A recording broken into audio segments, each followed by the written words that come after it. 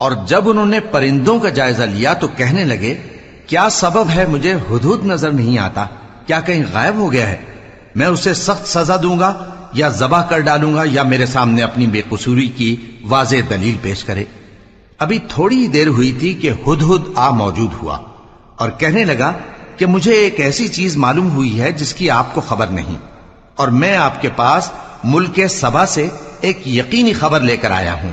میں نے ایک عورت دیکھی کہ ان لوگوں پر حکومت کرتی ہے اور ہر چیز اسے میسر ہے، اور اس کا ایک شاندار تخت ہے۔